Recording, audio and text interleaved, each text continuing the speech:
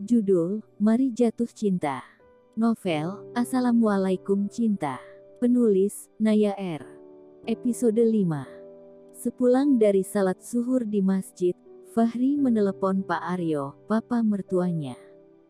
Fahri menceritakan jika papanya sedang sakit dan ia harus pulang menemui kedua orang tuanya. Fahri mengatakan jika ia belum bisa membawa Amara ikut bersamanya. Selain karena Amara kuliah, Fahri juga akan menyelesaikan banyak hal di kotanya. Dan yang paling utama, tentu saja karena Fahri belum bercerita jika ia telah menikah. Fahri merasa perlu waktu untuk menjelaskan tentang Amara kepada kedua orang tuanya. Pak Aryo mengizinkan Fahri untuk pulang.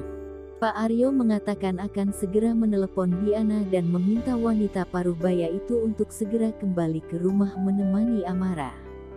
Fahri merasa tenang meninggalkan Amara jika ada yang menemani.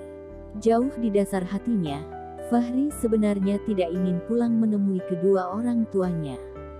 Setelah apa yang terjadi 2 tahun lalu, Fahri bertekad untuk bisa berdiri di atas kakinya sendiri.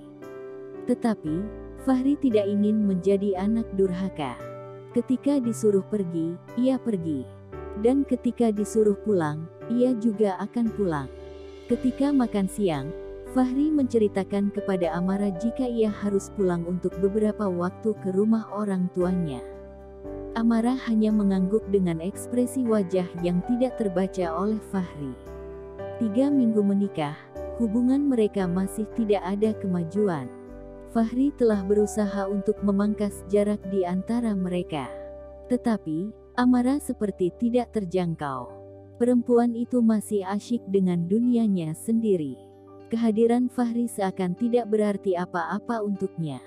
Dia hanya datang ketika membutuhkan pertolongan dan bantuan dari Fahri. Namun, Fahri akan selalu bersabar. Ia telah menjatuhkan pilihan, maka ia akan menjaga dan memperjuangkan pilihannya itu. Esok hari, Biana datang dengan sekardus oleh-oleh. Ada pisang, kerupuk, wingko, sampai bandeng. Fahri menyambut Biana dan meminta maaf karena perempuan yang telah mengasuh Amara dari kecil itu harus pulang lebih awal dari yang disepakati dengan Pak Aryo dan Bu Ayunda. Tetapi, Biana mengatakan, jika ia memang sudah rindu untuk kembali ke rumah ini. Berada di kampung membuat wanita sederhana itu merasa suntuk, karena ketiga anak-anaknya telah berkeluarga semua dan tinggal di kampung terpisah. Malam hari, setelah Fahri membereskan beberapa pakaiannya, Fahri masuk ke kamar Amara. Amara terlihat telah tidur dengan lelap.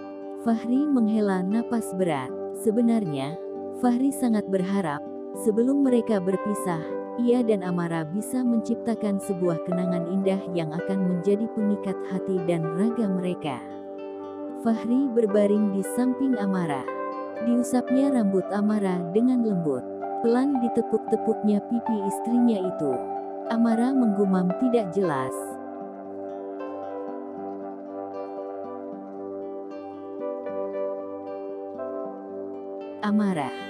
Amara yang merasa diganggu membuka matanya perlahan.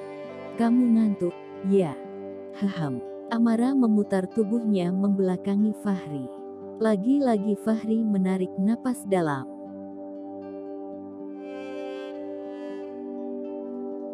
Amara, besok aku sudah harus pergi. Aku nggak tahu berapa lama aku bisa kembali. Tidakkah kamu ingin kita saling menunaikan kewajiban sebagai suami istri? Fahri berucap dengan hati-hati. Amara meremas selimutnya dengan kuat. Ucapan Fahri membuat dadanya berdetak kencang. Mengapa tiba-tiba ia menjadi begitu gugup? Apakah mereka akan melakukannya malam ini? Bagaimana jika Fahri pergi dan tidak pernah kembali lagi? Bagaimana jika ini adalah pertemuan terakhir mereka? Amara tidak mengenal orang tua Fahri, tidak mengenal sanak saudaranya, tidak tahu di mana rumahnya. Kalau hubungan satu malam ini tiba-tiba membuat ia hamil, apa yang akan dilakukannya nanti? Berbagai pikiran negatif memenuhi rongga dada Amara. membuat dada Amara terasa sesak. Kita salat sunnah dulu, yuk. Fahri kembali mengusap kepala Amara dengan lembut. Tanpa sadar, Amara menarik tubuhnya menjauh. Tangan Fahri menggantung di udara. Sikap Amara telah menunjukkan penolakan perempuan itu kepadanya. Fahri merasakan dadanya bergemuruh. Rasa kecewa, malu, dan amarah menyatu jadi satu. Hampir 3 minggu ia menunggu Amara siap menerimanya. Tidakkah waktu selama itu cukup bagi seorang perempuan untuk mempersiapkan diri? Amara bukan anak kecil lagi. Usianya sudah cukup dewasa untuk mengerti apa kewajiban seorang istri terhadap suami.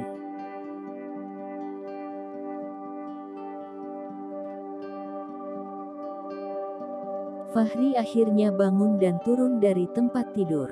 Ia tidak ingin rasa marah menguasai hatinya sampai pagi. Walau bagaimanapun, ia telah memilih Amara sebagai pendamping hidupnya.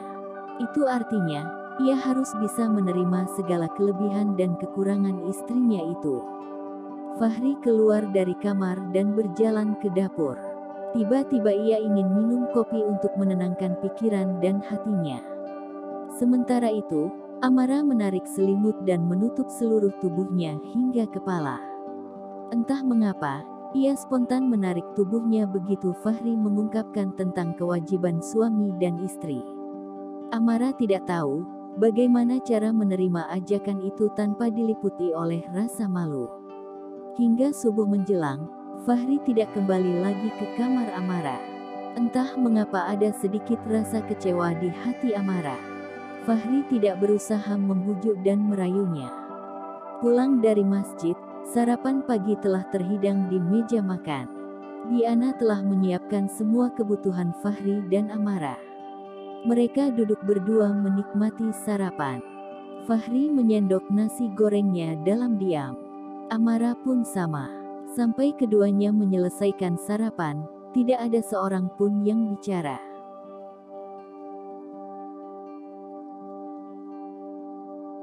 Pukul 7, Amara telah bersiap untuk berangkat kuliah. Fahri juga sama. Laki-laki itu telah siap dengan travel bag-nya. Aku pamit. Baik-baik di sini. Kalau ada apa-apa, hubungi aku. Fahri mengusap kepala Amara yang tertutup hijab sekilas. Iya, hati-hati.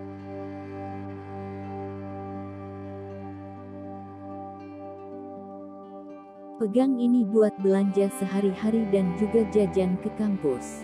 Fahri mengambil tangan Amara dan meletakkan sebuah kartu di telapak tangan perempuan itu. Amara menatap Fahri dengan tatapan bingung. Tidak usah. Papa sudah meninggalkan uang jajan untuk aku. Lagian seminggu lagi Papa dan Mama sudah pulang. Amara mencoba menolak, tetapi Fahri sudah melepaskan tangannya dari Amara. Sehingga kartu itu pun tertinggal di telapak tangan perempuan itu. Kamu tahu, kewajiban suami itu memberikan nafkah lahir dan batin pada istrinya. Mungkin aku belum bisa memberikan nafkah batin karena kamu menolaknya. Tetapi, setidaknya izinkan aku memberikan nafkah lahir untukmu. Amara membeku. Ucapan Fahri menusuk sampai ke relung hatinya.